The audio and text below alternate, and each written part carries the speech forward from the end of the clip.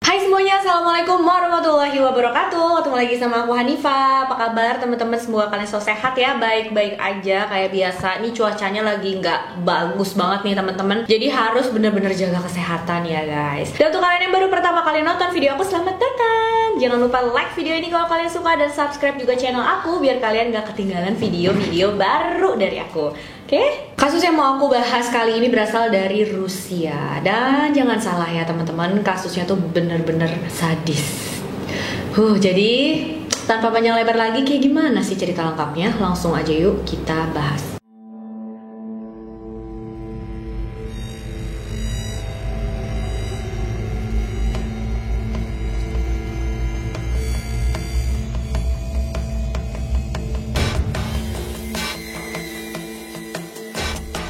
Nah, seperti yang aku bilang tadi, kasus hari ini berasal dari Rusia. Dan aku mau kasih sedikit, fakta menarik aja tentang Rusia ini. Karena pas aku lagi cari-cari info tentang kasus ini, aku menemukan beberapa. Dan salah satunya menurut aku yang paling menarik adalah Rusia itu memang punya jalur kereta api terpanjang di dunia yang bernama Trans-Siberia. Ya, mungkin banyak juga dari kalian udah tahu ya. Cuma menurut aku menarik aja untuk di-sharing ya sama kalian gitu, teman-teman. Kasusnya dialami oleh seorang remaja wanita bernama Karina Bardushian berumur 16 tahun. Karina dibesarkan oleh seorang ibu tunggal yang bernama Nadezhda. Karina ini terkenal sebagai anak yang baik, dia nggak pernah buat masalah dan bisa dibilang dia berprestasi juga ya, karena dia tuh suka banget sama pertunjukan seni. Selain itu dia juga jago bikin puisi, bikin cerita pendek. Dia sering cerita ke temen-temennya, ke orang-orang terdekatnya kalau dia tuh punya cita-cita untuk menjadi seorang artis terkenal. Jadi dia tuh pengen masuk ke salah satu sekolah teater di Rusia.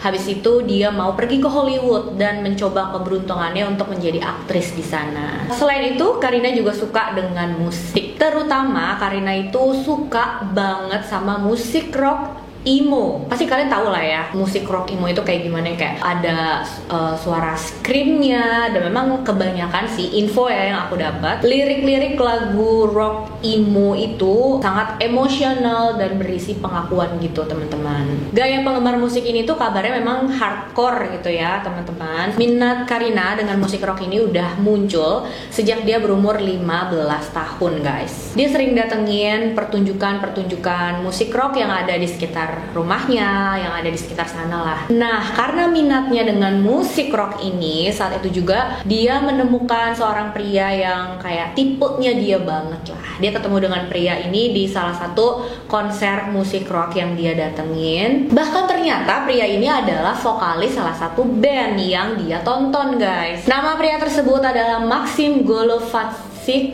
berumur 19 tahun. Tapi sayangnya nih, pada saat Karina kenalan dengan Maxim, walaupun dia suka sama Maxim, tapi Maxim sudah punya pacar. Jadi ya akhirnya mereka cuma temenan aja. Nah, ternyata Karina ini memang deket banget sama ibunya, karena mungkin emang dari kecil diurusin sama ibunya doang kan ya teman-teman, dia nggak ada sosok ayah. Jadi ibunya ini adalah sosok ibu dan sosok ayah yang Karina punya, yang Karina tahu. Apapun yang dia alami pasti dia tuh cerita ke ibunya, dia selalu curhat. Begitu juga saat dia bertemu dan berteman dengan Maxim ini gitu. Tapi memang Karina nggak cerita nih sama ibunya kalau dia naksir sama Maxim. Dia cuma cerita, aku punya teman baru namanya Maxim, kita ketemu di pertunjukan musik rock lah segala macam. Dan memang sebenarnya ibunya tuh kayak rada kurang setuju, kurang rela ya kalau Karina ini berteman dengan Maxim. Ibunya bilang, kayaknya dia tuh nggak baik deh buat kamu Karina, lebih baik kamu nggak usah terlalu deket ya sama dia, sekedar aja gitu. Karena ibunya tuh ya itu feelingnya kayak ini anak kayaknya nggak baik buat anakku gitu kan. Makanya ibunya bilang sama Karina, udah sekedarnya aja, nggak usah terlalu deket, nggak usah terlalu banyak bergaul sama dia. Tapi ya namanya anak muda lagi jatuh cinta, lagi naksir-naksiran gitu ya, Karina nggak terlalu mendengarkan apa yang dibilang sama ibunya. Dia tetap berteman sama Maxim, dia tetap sering bergaul dengan Maxim.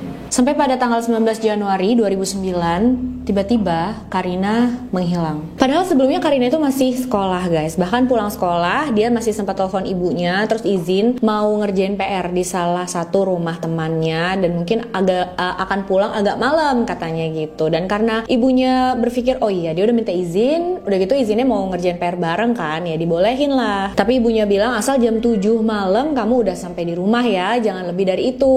Dan Karina bilang oke, dia bilang iya aku janji pokoknya sebelum jam 7 malam aku udah pulang. Tapi ternyata Karina gak menepati janjinya karena sampai jam 7 malam Karina belum juga pulang. Ibunya bangun tidur dan dia melihat loh kok Karina belum sampai di rumah juga, gak ada. Karena khawatir banget, ibunya langsung telepon ya ke handphonenya Karina, tapi gak ada jawaban. Gak ada jawaban sama sekali, gak bisa dihubungin ya teman-teman. Ibunya juga nelfon teman-teman sekolah Karina dan teman-teman yang dia kenal. Pokoknya telepon ke semua orang yang menurut ibunya kayak mungkin dia tahu nih Karina ada di mana, tapi nggak ada satupun dari mereka yang tahu keberadaan Karina. Tapi ada nih salah satu teman Karina yang bilang tadi memang Karina ngerjain PR sama saya bu katanya, cuma pas sudah selesai dia pergi dan dia bilang ada janjian ketemu sama seseorang, tapi dia nggak bilang sama saya mau ketemuan sama siapa dan mau ketemuan di mana. Terakhir temennya ini bertemu dengan Karina itu di stasiun kereta katanya. Nah ibunya semakin khawatir dong teman-teman, waduh Karina ketemu sama siapa ini gitu, dan di mana, aku sampai sekarang belum pulang, nggak ada kabar sama sekali. Tanpa pikir panjang ibunya pun langsung datang ke kantor polisi dan melaporkan anaknya menghilang. Untung polisi sigap dan cepat mencari Karina karena memang kan Karina ini masih di bawah umur, jadi ya diprioritaskan lah kasusnya ini guys. Selain polisi turun secara langsung mencari Karina, mereka juga membagikan selebaran yang di kertasnya itu ada foto Karina, ciri-cirinya dan baju terakhir yang dia pakai, segala macam informasi detail tentang Karina lah, supaya kalau misalkan ada yang tahu, ada yang melihat, ada informasi apapun tentang Karina bisa langsung lapor ke polisi. Tapi sayang pencariannya itu sampai berminggu-minggu tetap nggak berhasil. Nah pada saat investigasi, pada saat petugas mencari keberadaan Karina, ibu Karina itu menemukan buku harian anaknya, dan di dalam situ ketahuan ya sama ibunya kalau ternyata Karina ini naksir berat sama Maxim. Nah saat itulah ibunya tuh kayak baru ada feeling, wah jangan-jangan Karina pergi dengan Maxim nih, dia mau ketemuan sama seseorang, orang itu adalah Maxim. Ibu Karina pun langsung kasih tahu polisi tentang informasi ini. Dia minta polisi untuk menyelidiki Maxim lebih lanjut gitu. Tapi sayangnya karena saat itu polisi menganggap mereka belum punya bukti yang cukup untuk menyelidiki Maxim, jadi mereka nggak melakukan hal itu guys. Sampai akhirnya petugas menemukan petunjuk, bahkan menemukan jawaban atas kasus ini guys. Tapi sayangnya jawabannya itu bukan seperti yang diharapkan oleh ibunya Karina pastinya ya, karena petugas menemukan hal yang sangat-sangat mengerikan. Mereka menemukan satu jasad yang sudah dalam keadaan tidak utuh di salah satu pembuangan sampah. Saat dicek oleh tim forensik, mereka yakin kalau jasad itu adalah milik Karina. Pastinya ibu Karina tuh benar-benar shock dan sedih banget mendengar berita ini. Iya, pastinya dia pengen menemukan anaknya, tapi nggak mungkin pengen menemukan anaknya dalam kondisi kayak gini ya guys. Jadi polisi saat itu berhasil menemukan 2 kantong plastik besar yang berisi potongan tubuh, dan 2 plastik itu ditemukan di 2 lokasi yang berbeda. Dan kalian tahu nggak sih teman-teman, ini menurut aku kayak paling nggak tahu ya, ini bikin merinding aja ya momennya. Jadi ibunya Karina ini disuruh mengidentifikasi jasad tersebut supaya semakin yakin, semakin positif kalau memang itu adalah jasad Karina gitu ya teman-teman. Dan gimana caranya ibunya mengidentifikasi? Jadi di salah satu kantong plastik yang ditemukan petugas, di dalamnya itu ada bagian kepala Karina, dan ibunya tuh harus melihat secara langsung hal tersebut. Sumpah merinding gak sih teman-teman? Melihat secara langsung dan harus kasih tahu gitu, harus mengidentifikasi kayak iya bener itu anakku. Dan dia memang setelah melihat itu ibunya Karina langsung yakin itu memang anaknya. Tapi kayak hal yang luar biasa berat pastinya untuk dilakukan ya teman-teman. Menurut tim forensik, beberapa bekas potongan di tubuh Karina itu rapih dan tepat. Jadi petugas menduga kalau yang melakukan hal ini adalah orang yang memang sudah berpengalaman dalam memotong, entah itu mungkin daging hewan atau seperti itulah pokoknya guys, udah sering melakukan hal ini, walaupun mungkin bukan ke manusia ya sebelumnya. Petugas pun langsung melakukan investigasi untuk mencari tahu siapa pelakunya. Setelah melakukan investigasi yang lumayan panjang, petugas pun sampai di satu titik di mana mereka itu mendapatkan informasi yang sangat penting dari seseorang bernama Ekaterina Zinovyeva, umurnya 21 tahun. Ekaterina bilang ternyata pada tanggal 19 Januari, di saat Karina menghilang secara tiba-tiba itu, nggak pulang ke rumah itu, Ekaterina ada bersama Karina guys. Jadi menurut Ekaterina di malam itu mereka mendatangi sebuah party pesta ya teman-teman di satu tempat. Mereka nggak cuma berdua aja datang ke pesta itu, tapi bersama 3 teman lainnya. Dan di antara 3 teman ini ada Maxim. Satu lagi teman Maxim yang bernama Yuri. Dan satu lagi ada teman mereka juga, tapi memang nggak disebutkan namanya nih. Nah ternyata Maxim ini nelfon Karina terus ngajak dia join sama teman-temannya itu. Dan karena Karina suka banget sama Maxim, iya diajak kayak gitu dia senang banget, pasti mau lah. Nggak lama Karina datang, dia bercanda-canda ya sama Maxim gitu. Habis itu Maxim ngomong nih sama teman-teman yang lain, tunggu ya, aku mau berduaan dulu nih sama Karina di kamar, kalian bisa pergi aja dulu. Pada mencarlah teman-temannya di pesta itu guys, sedangkan Maxim dan Karina masuk ke dalam satu kamar. Mereka berduaan tuh di sana, kunci pintu dari dalam. Menurut infonya saat itu Maxim dan Karina bahkan sudah pacaran guys. Tapi memang status mereka ini kayak nggak jelas ya. Ada yang bilang sudah pacaran, ada juga yang bilang enggak, mereka cuma deket aja gitu. Tapi Ekaterina bilang sama polisi saat itu dia agak curiga karena dari dalam kamar tempatnya Maxim dan Karina tadi kok ada suara berisik yang aneh gitu guys. Terus ada suara percikan air dari kamar mandi. Pokoknya itu kayak gabungan suara yang menurut Ekaterina kok aneh ya. Nah pada saat si Ekaterina nih mau ngecek ada apa sih gitu, di depan kamar ada temen Maxim yang bernama Yuri tadi lagi berjaga. Terus Yuri bilang, enggak kamu gak usah masuk, jangan ganggu. Kamu kalau masuk kamu ini malah ganggu mereka loh nanti. Mereka lagi ya bermesraan aja kok, gak ada apa-apa. Yuri menyuruh Ekaterina untuk udah masuk lagi ya sana, tidur lanjut. Ya akhirnya Ekaterina pergi, dia masuk kamar dan tidur lagi. Besok paginya pas Ekaterina bangun, dia nggak menemukan Karina. Tapi dalam pikirannya nggak ada macam-macam nih saat itu. Dia berpikir oh mungkin Karina udah pulang duluan. Setelah dapat informasi ini dari Ekaterina, polisi pastinya langsung menangkap Maxim dan Yuri. Petugas juga langsung mencari tahu tentang latar belakang kedua pria ini. Nah, kalian tahu teman-teman, ternyata Maxim selain menjadi vokalis band, dia juga bekerja sebagai tukang daging. Sedangkan Yuri temannya bekerja di salah satu toko bunga.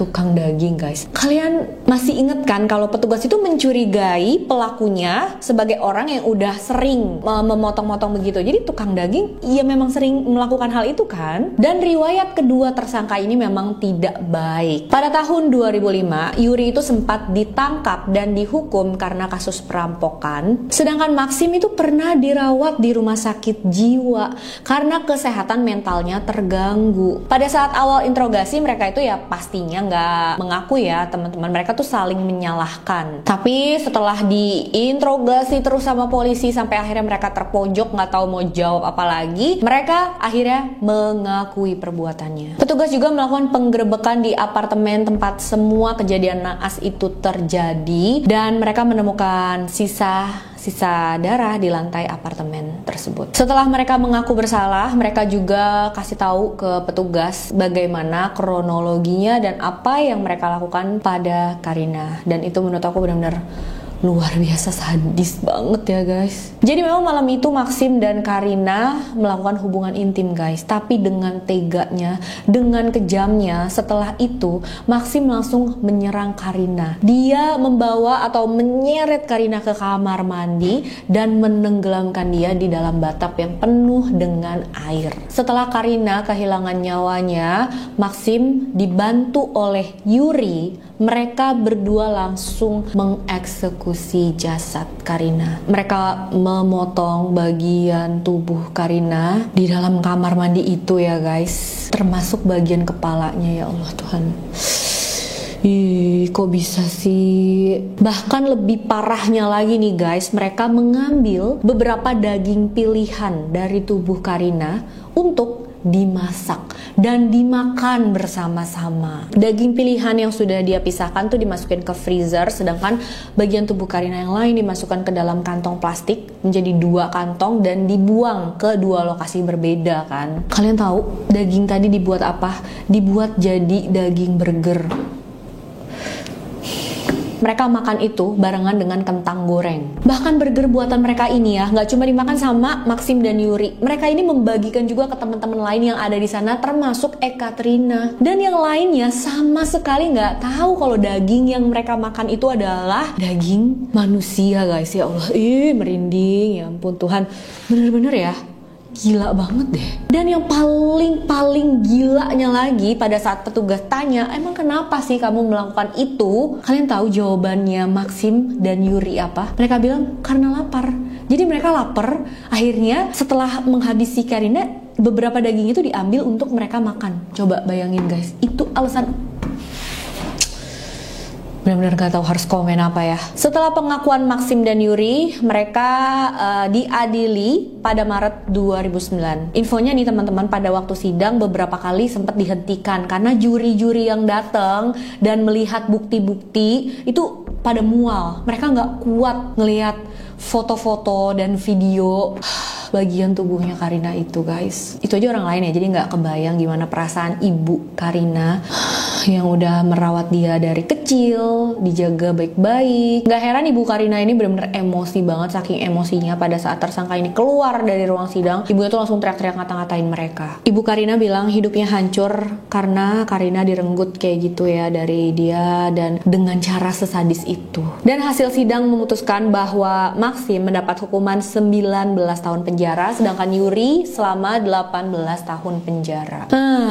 Menurut kalian hukumannya itu cukup apa enggak sih guys dengan apa yang udah mereka lakuin? Dan mereka itu dimasukkan ke penjara yang memang sangat ketat, isinya tuh bener-bener orang-orang yang melakukan kejahatan-kejahatan brutal. Menurut info banyak narapidana yang disiksa, dipukul oleh narapidana lain. Bahkan ada juga yang harus bekerja selama 16 jam sehari. Karena memang seperti yang aku bilang tadi, biasanya yang masuk ke dalam penjara ini adalah orang-orang yang melakukan kejahatan sadis. Nah, info terakhir yang aku dapat, setelah 8 tahun menjalani hukuman penjara, Maxim itu tiba-tiba ditemukan tergantung di dalam selnya. Entah karena dia melakukan itu pada dirinya sendiri atau ada narapidana lain yang melakukan itu ke dia. Sempat diselidikin sama polisi, tapi hasilnya tuh kayak ya mungkin nggak dibagikan ke publik ya, karena nggak ada infonya lagi sih teman-teman. Yang jelas pada saat Maxim ditemukan sudah meninggal itu, dia membuat note yang tulisannya kayak gini: saya telah menyelesaikan hidup saya di tubuh ini, waktunya telah tiba untuk pergi untuk dilahirkan kembali sebagai manusia baru. Ternyata ya, begitulah akhir kasusnya.